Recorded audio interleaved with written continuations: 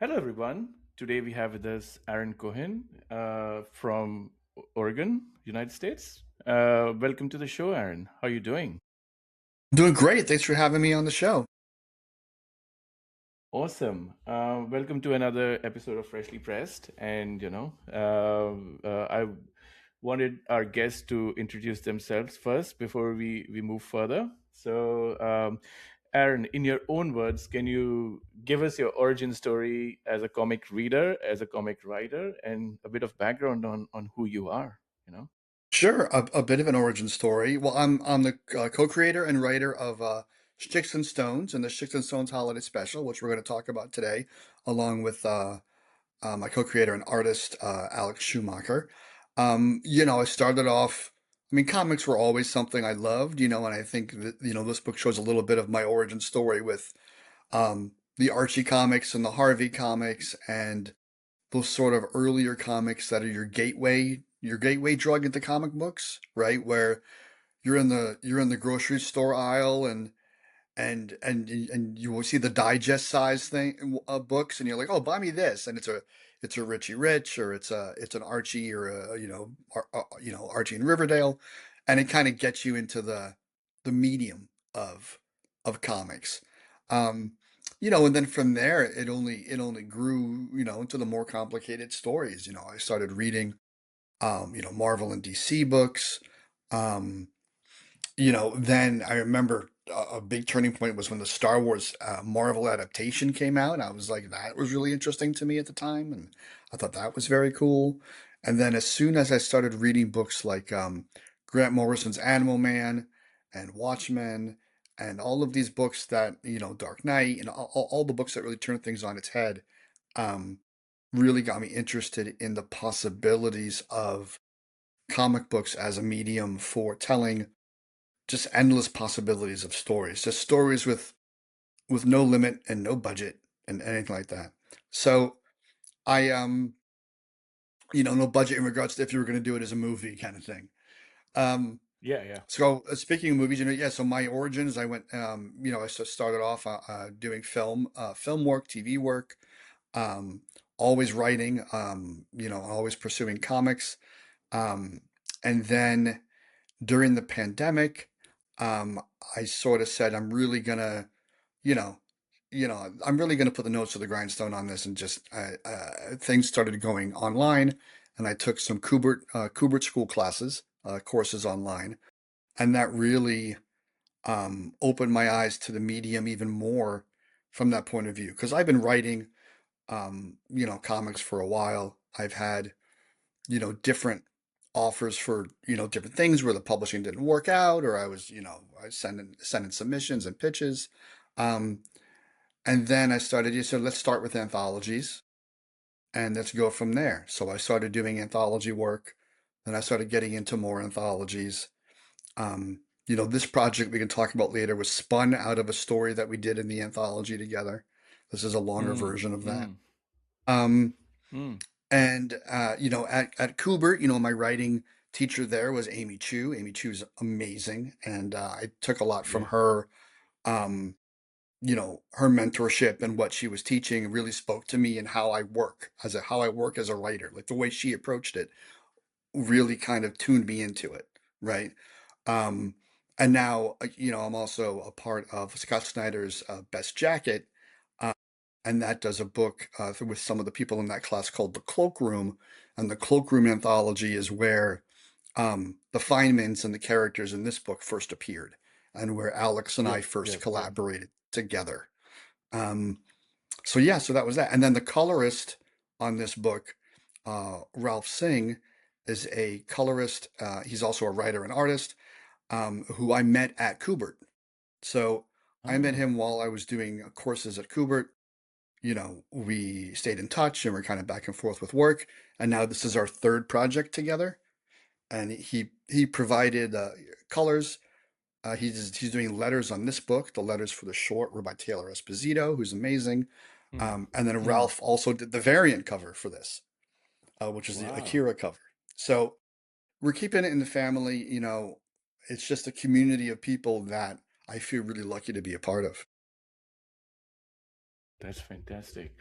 I did I think I did see some of the art for this when I was looking at the Cloakroom, because I did interview somebody from Cloakroom Anthology as well a while ago. So Fantastic. Yeah, yeah. Amazing. yeah, They're so fantastic. I know, and I've met quite a few people who have attended Scott Snyder's Substack classes, and like it's amazing that um, that it's now like it's a community in itself, and like people supporting each other, collaborating on projects together. I mean, you spun off an entire comic out of a short Yeah, story. it's exactly. I mean, it's a great community of people, in that particular um, workshop through Scott. Scott's very hands-on and is of course an amazing writer. So what he is the advice he gives is usually pretty spot on, because he's Scott Snyder. 100%. Yeah, 100%. I agree on that. That's awesome. Tell us, yeah, you did a pretty good segue, so we actually don't need to do a segue anymore. So I want you to talk Man, more about the campaign, automatic and segues. Yeah, it's nice. I should just come in on a segue next time, see what happens. We'll do great. yeah, that will be a fun interview. Yeah, hard to track. Yeah, yeah, exactly. Do just aside, like this they used to be, or I don't know if they still do it. There used to be interviews where, like the interviewer was hiking with the celebrities to like Griffith Park in Los Angeles. Have you Oh, seen those I didn't know interviews? that one. No, but I would not They're survive like, that interview. Yeah. no, I mean they're hard to watch. They're really good because celebrities are really vulnerable during that interview, but like Yeah. it's also like they're hard to watch because they're constantly huffing and and puffing and My gosh. panting, and Well, that's like like they're I would like, do, what is it? The hot ones, the hot ones interviews with the chicken wings. That would be that I would give that a go. Um, yeah, but again, it's putting celebrities in a vulnerable situation to answer questions, yeah, I guess. yeah. But I think that's not a bad thing, to be honest. Like they're like, I think it does humanize celebrities a fair bit, and like uh yeah, it's just an interesting. Hot ones Yeah, are very this is interesting. not hot. This is no one puts sriracha in my iced coffee, so I'm okay. We should actually do an iced coffee theme show. Iced coffee theme, only for different only flavors, for different millennial comic flavors of fans. iced coffee. Well, you got freshly pressed. I mean, it kind of has an coffee kind of vibe going. That's true. That's true. Only if you Amazing. do the French press Cool. coffee. If you, We can still call it freshly brewed or fresh pot. there you go. I think fresh pot. You have a bunch of other viewers. Yeah, I know. I know. Fans of Dave Grohl. Exactly. I know Yeah, what you yeah. meant, Good but stuff. I'm just awesome. Cool. Tell us a bit about the campaign. What's it? What's the story about? And obviously Sure. you Well, touched upon it's a how it started, but yeah. yeah, it's the Sticks and Stones holiday special is is three stories, and it's combined with an ongoing story that sort of connects all the holidays. But we wanted to start with a holiday special to take the family of characters and throw them in sort of a pressure cooker environment. And the holidays are spot on. Um, and it's all Jewish holidays, and it's a Jewish family. So we highlight Hanukkah, Passover, and Purim are the three holidays, and each one is a mystery. So our main character, Ben, sort of fancies himself a detective, sort of like a mix between a detective and a Jewish gangster. And he sort of goes around and tries to, solve these, what he thinks are family mysteries, and insert himself as a, you know, leader in the family, like a bigger character in the family than he might normally be at 12 years old. Um, so the story really is, a love letter to Alex and my families, um, and also just to families and holidays in general. I think, it's nice to see that portrayed in a joyful way, in a comedic way, and it's a lot of fun, and it's a book for the family and something I kind of wish, I had when I was younger to read that I would have enjoyed. So that's sort of what we're operating on. Um, so the Nice. campaign is it started off as a 28-page book, but now two more pages got unlocked. So now it's a 30-page book. Um, Wow. yeah, so it's a 30-page book, um, four stories that are all interlinked to tell where the main character is recounting his holiday experiences across these three holidays. And they're all mysteries. And if you look at the reviews, all those reviews are from our families because those reviews are non-biased. Yeah. Yep. Yeah. Totally. But that's hilarious. And if you can't count on your family for a review, who can you count on? No, exactly. Exactly. They, yeah. But with family, it could go either way. Yeah, exactly. Well, if you take time to read all of them, they kind of do. Yeah. Well, it's like, yeah, good luck. Okay. Good luck with what you're doing. Yeah. You never know. Yeah, you never know. That's But amazing. it's fun to make these kind of quirky, fun characters come to life with and have something that's reminiscent of the books that we loved growing up. Yeah, So yeah, that's the nice. beautiful cover, main cover A by Alex, with our It is main amazing. It's character. it's it's fun, it's playful, it's colorful, it's really nice. Yeah. Yeah, he really crushed on that. And then all the family members were on the playing cards, so it's kind of fun. And then we have a stretch goal as you get a playing card. So that'll be great. Oh, that is fantastic. Yeah, with one of the family members on it. And then that's Ralph's variant cover where he did an Akira movie poster version where it's our main character Ben. So it's sort of like an Akira Hanukkah variant where he's Mm, walking towards his Hanukkah presents. And mm, it's the bike mm. and the gift and the menorah. And then instead of Japanese over the title, it says shticks in Hebrew. That is lovely. Yeah. Amazing. And then we have I'm the coming. amazing Mike Kunkel, who's creator of Hero Bear and the Kid, and he also did Billy Batson and Shazam for DC and a lot of animation. He's won Eisner's, and he's fantastic. He's doing a mystery cover, our third cover, that we're going to be revealing mid-campaign. So we're very, very fortunate to have him contribute a cover to the story, and I can't wait to reveal what he's doing with these crazy characters. Nice. Nice. Let's go through your reward tiers actually. I think Sure. there'll be yeah. Yeah, so we have, all three covers individually. We have the digital version, which which is great for, I'm in Australia and I don't want to do international shipping. Um, Exactly. which is what I was going to call the tier, but I decided not to. Um, then you can You pick should all your totally call physical. it. Yeah, exactly. If you don't want to pay international shipping, digital reward. Um, so yes, we have the digital reward. Then we have the individual covers, the cover A and B. are the $12 covers, and then the cover C variant, the Mike Kunkel special Kickstarter cover is 15. You can get all three covers for 35, which is the combo. If you look at how he named all the tiers are named after Jewish things or deli orders. So the combo, and then we have the nosh, and we have the platter. You know, it's all related to numbers of books. Nice. Um, we're keeping it all in the family, you know. Yeah, yeah, yeah. For that version's great. You get a signed and remarked by Alex. So he'll Mm, sign it and then he'll do a sketch on the cover, nice. a remark on the cover, which will be very cool. Um, and then there's two sketch tiers.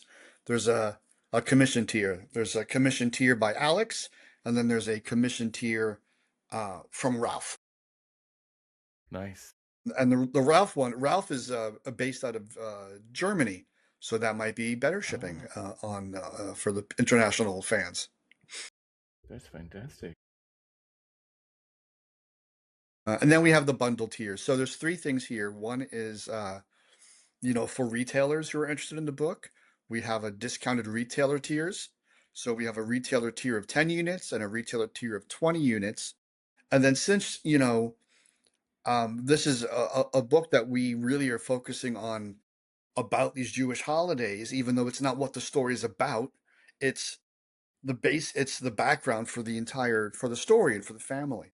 So we have, and it's an all ages, you know, style book. So we have an educational religious institution bundle, which is a heavily discounted bundle for you know, schools or temples or churches or anyone that might be interested in having the book for their class or for their group or for their congregation. If you just want to be able to hand it out, if people don't want to, you know, read during services all the time, you know, whatever.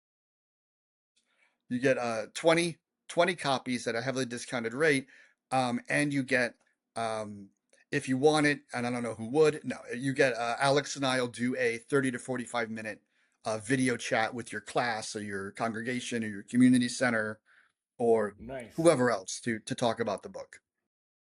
Nice. And then the ones, those tiers are already, they're sold out apparently, which is fantastic. Wow. And this was the be drawn into the issue tier. Um, and that came with an art print that was signed and numbered of your page that you were in. And then that one of one tier was the original art for the page that you're in. So, Mm, mm. and those all went, yeah, which is just mind-blowingly great and awesome that people were interested in that. Wow. That's amazing.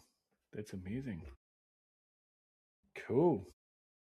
Good stuff. So, tell me, Aaron, how was your experience collaborating with the team? And that's first part of the question. And second part of the question is about you as a writer. So, how usually, and in the context of this book, is this the only issue you have planned, or like you have more issues planned?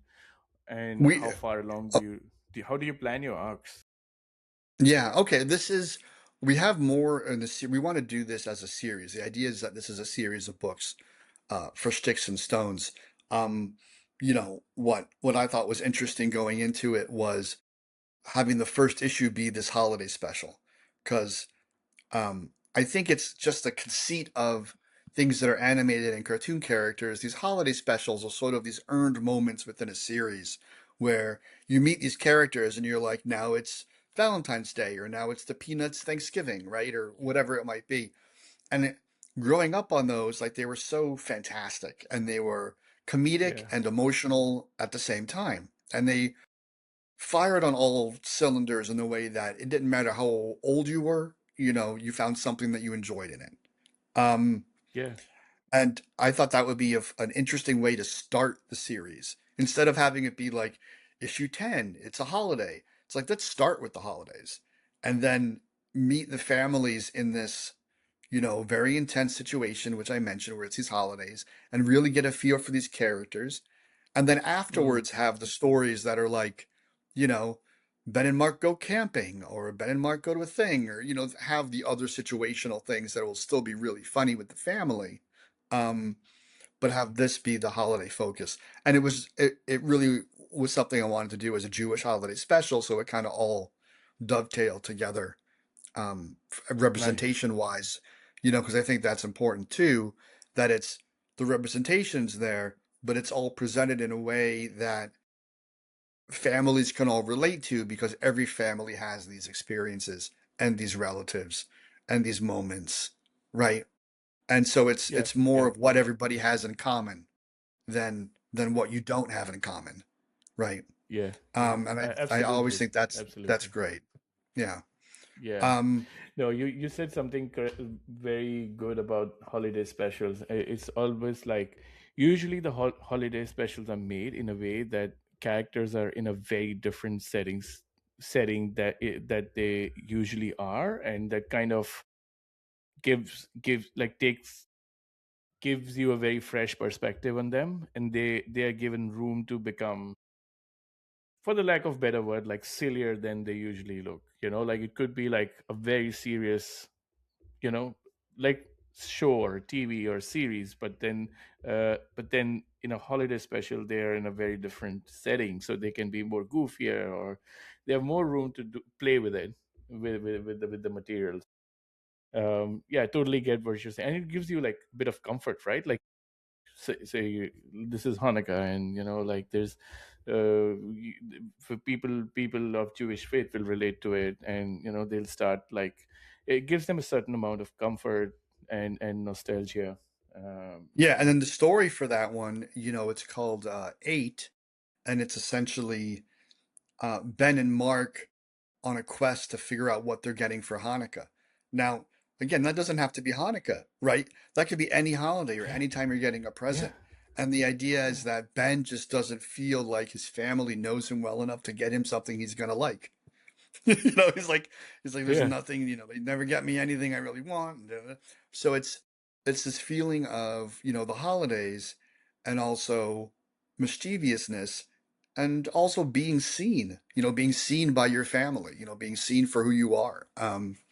And so I think there's a little bit of that in the holidays, that you're able to sort of eke out that meaning in each thing, you know. Nice, nice. Yeah. Sorry I interrupted you. Oh, Please that's go fine. ahead. The collaboration is really, I feel pretty, fairly unique in that this is our third collaboration with the three of us. So Alex and Nice. I and Ralph. This is the third time we worked together. We worked together first on the Crime and Passover short that was in Cloakroom.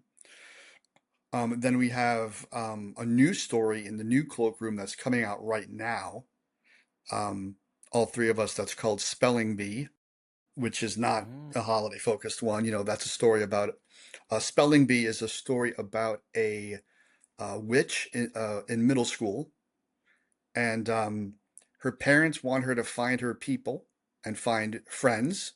So they say do something extracurricular, and hmm, she joins a spelling bee, thinking it's about casting spells, and it's about right. spelling words, and she has a kind of a meltdown.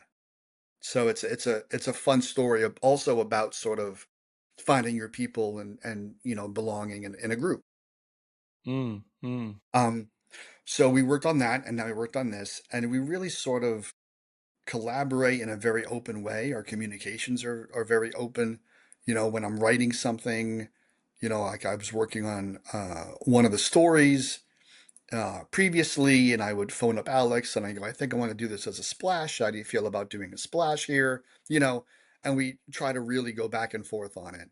And we kind of mm, marry a little bit of my family, a little bit of his family, like he would say a little bit of Curb Your Enthusiasm, a little bit of all these different things. Um, and make our, kind of make our mark with it. Um, mm, so we collaborate really openly together. Alex is great with the timing on the layouts. So comedy wise, I can write the joke out and then he'll pace it out, and then, we'll be able to land it. Then Ralph comes in with the colors, and as you can see here, he really nails the tone, because mm. the tone is so slightly off on this book between family comedy kind of stuff and Yeah. the idea that he colored it to really feel like you were in someone's living room or the back of a restaurant, right? Like the Yes. back room Yeah. of a restaurant at a holiday. And that's Yeah. kind of what we were going for, right? Where the light is really coming up to meet them. Yeah. Um, Yeah. so the collaboration there is great. I mean, we keep working together for a reason. Um, and we are really able to trust each other with that, which allows us to be a little freer with some of the ideas. That's fantastic. Love that. Love that. And also, like when you find the right team, you almost don't want to let go of them. You're like, can we just keep doing this forever? you Yeah, know. yeah. I mean, and when you felt, I mean, when we did the short of Crime and Passover, it was like, we have something here with these characters and the story, and this could be something we want to do bigger. And then this is the first issue of the bigger version of this family, and we have the main character of Ben, but we have all of these amazing family characters to explore who could each have their own stories and their own moments and their own, bits. And I think that's what makes it fun, like anything like the Jetsons or the Simpsons or Family Guy. It's a family show with many characters to focus on. Yeah, nice. That's fantastic. No, I love that. Awesome. Moving slightly aside to the campaign, I want to put you on a spot and ask you Fantastic. about top five pop culture things you like. Top five pop culture things. Okay, so pop culture, what are we putting in the window there? Like you were saying comics and movies and everything? Everything is on the table. Yeah. Okay. But usually things that you Top. keep going back to, like things you Is it love so rapid much. fire? Like, Or do you want me to explain each one? you can explain each one. That's cool. If it Okay, I'll leads do to a a little good bit. conversation, why not? Yeah. All right. Well, the first thing always on my pop culture list is Back to the Future. Um, Nice. and Back to the Future, I think is just to me, it's perfection. As a script, as a movie, just everything about it. And what I take away from that in inspiration for me, besides tone, because the tone in that was specific. It was a comedy, it was serious, it was this, you're back in time, right? Had a lot of different elements. Was the idea of the setup and payoff. The setup and payoff in that Mm, movie is incredible. From the watchtower to on the flyer, all these things. So, um, I always sort of refer to that as the grail of setup and payoff storytelling. nice. And sort of look to that and go, and then always say, you built a time machine out of a DeLorean. And then there's also, book wise, I'm trying to think what I recently read a number of books. I'm a big Rom V fan. Mm, I'm a big Brubaker fan. Uh, mm, and what I love about their work is the immersiveness of it. mm, So, you know, it's not just a story. Like everything in the books they do, whether it's Blue and Green or whether it's Criminal, or I just recently read Friday, which I know was on the web and then it was printed, which was Brubaker and Martin, I think, uh, is all the aspects of creation are working together to make one thing. There's not one aspect of the creative team that doesn't get what you're making, what the story is. The design of the books play into the theme of the books, right? The back matter plays into what you're like everything sort of works together. So what I take from those is the idea that to create something that's the sum of its parts, mm, right? Which is mm, part of tying into these other things. Even our campaign page, we tie into the story, right? We have the names of tiers that are um, based in Jewish holidays and based in delis, and then we have Yiddish peppered in, you know. So we're sort of making everything center around the idea of this family because Mm. we want the reader to have that experience, right? Yeah, yeah, yeah, Um, yeah. and that's kind of what I take from that. Nice. Um, music wise, I kind of it's interesting because I'm not a pop culture. I'm just going to say music. I'm going to say soundtracks instead of an Mm. individual thing. Um, Yeah, yeah. because I am a soundtrack person, and before I write a lot of most things, I create a soundtrack before I write anything. So I have a That's playlist that I'll fantastic. play to kind of get a tone of something, right? Like this would be the main character's theme, right? This would be what would have in his head at this moment, or this would be the opening of this. And so I usually have at least half a dozen songs in a playlist. Um, Yeah, and then I share that with my team. So I'll nice. send the I'll send my playlist out to everybody. Like Ralph and I have a Discord together where we're just sending music videos and inspo back and forth on Yeah, yeah, stuff. yeah. So Nice. we do that. Do I you do like do you like put it somewhere in the books like as uh because not I not some usually. of the books not yeah. Well, what I've seen, some creators do put like their Spotify playlist as a QR code in like, for example, like That would be as soon fun. as you open the book, yeah, you see that. Yeah, I mean Yeah, this, like I said, this is my first full issue of a series. That would be something definitely I'll keep in mind for other stuff because I think that could be a lot of fun. It's kind of flirts that line though, right? Like, do you want to put what's in your head into the reader's head, or do you want? that's true. It's one of those things. Where do you stand on that? Like, do you think readers want to know what you're thinking with that, or do they want to think their own thing when they're reading it? That's a very good question.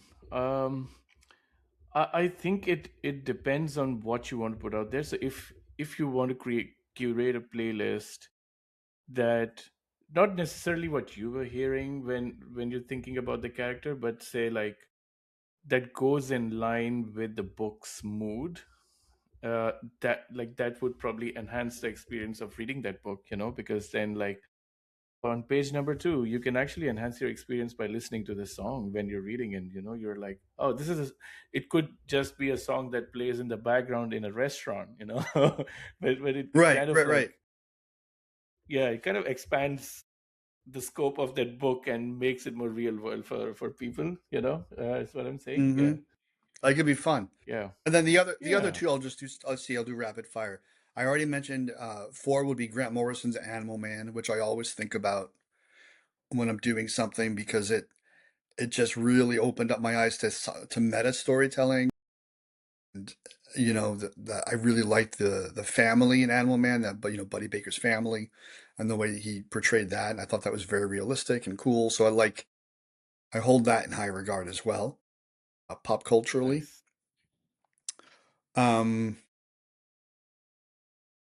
and then it's kind of like a 90s hip hop thing from my youth when I was like listening to too much 90s, you know, 90s hip hop to kind of pump you up and when you need an extra boost.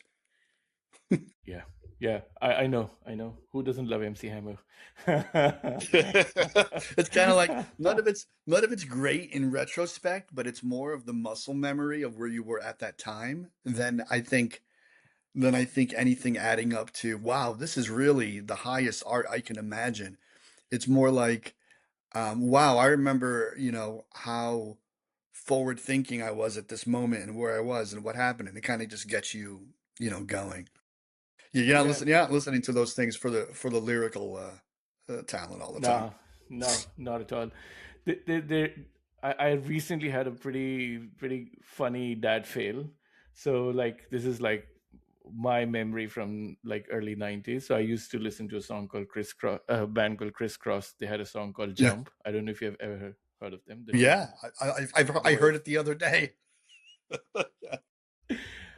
I like my daughters usually love what I give them to listen, but when they heard that song, they're like, nah, we hate it. Like we don't want to listen to this. Why are you putting us through this torture? I'm like, ah, I wish you liked it. But you Yeah, know, it's funny. There was a meme I saw at one point that was like parents are single-handedly destroying their kids by making them like music that they like growing up. It's that's like true. it's ruining their taste in music. They're like, Yeah, "Do you like Dire Straits?" And it's like, "Yes." Um, so it's pretty funny. What I love about music now is talking to, my son as well, is just everything's 10 seconds of music. So all the songs that are older songs are now new to the generation of kids. So it becomes they're singing a song or hearing a song and you go, "Oh, I know this song." And they go, "Oh, you know this?" I'm like, "This song's like 15 years old." We're like it's not brand new. you yeah, know. yeah, yeah, And some of the bands are really, classic rock bands. It's like I was like, "Oh, you know this song?" I'm like, "This is Heart." They were around in like the late '70s, like early '80s. Like they yeah, predate most things that I listen to. It's like, come on. yeah. Yeah, it's No, no. it's pretty funny. It's funny. My daughters love everything from they even listen to some songs from UFO, and I'm like, that's like way like that's like my dad's generation, and like Yeah. and like most recent songs too, right? Like from that to like Sabrina Carpenter and everything in between. So Yeah, exactly. Exactly. It goes, do you want to listen to, do you want to listen to Indigo Girls or Doechii? And that's sort of like the run of how they're looking at things right now. yeah, man, that last year has been just about K-pop Demon Hunters though. Like that whole year just went in like just singing Golden, It's like very, very popular. not complaining. I love those songs too, but yeah, It's they're very catchy. yeah, yeah. Awesome. Cool. We're coming close to time, but like before we go, I would love to give you the stage and let you do an elevator pitch of the book and why should people back it. You know, Stage is Sure. yours. All right. Well, you're doing the End of the Hot Ones episodes that we talked about before. So it's Sticks and Stones Holiday Anthology. It's a mystery comedy with a Jewish family at the center, and it's celebrating culture and heritage and families and quirky characters and everything in between. Um, so I think it's good for a lot of people to sort of, enjoy on all these different levels. It's a real throwback to Sunday funnies, stuff like Peanuts, Calvin and Hobbes, things that we draw inspiration from, Harvey, Archie books. Um, and the campaign has a lot of different things to offer. Amazing artwork. Alex Schumacher and Ralph Singh really kind of sells and brings everything together. It's just amazing to read as an experience. Um, and what we're offering is, a lot of different tiers of different covers. We're going to have an amazing reveal by Mike Kunkel's cover, which is going to be really great. We also have stretch goals, which I think we already unlocked two additional pages, which is going to be really special because they're not additional story pages. We're actually doing the 2 pages as if they're Sunday funnies. So we're going to do comic strips with these characters in them. So regular four, so it's going to be a double page spread, like you're opening up a newspaper and it'll be comic strips with these Nice. characters and different comic stories. Because the characters are so malleable and fun, we thought let's pay homage to what we love and throw them into these comic strips, right? So you'll get two Nice. extra pages of comic strips, which is going to be super fun. We've already unlocked bookmarks up next to the playing cards with of a family member on it. Um, and then I think we have a holofoil that you can unlock pretty soon, and all these other Nice. great stuff. So, if you like holidays and representation and good times and joyful mystery comedies like Clue and Scooby Doo, then we're for you. Nice. That's a good pitch. Yeah, there you Awesome. go. Also, like the whole world is going through all this turmoil right now.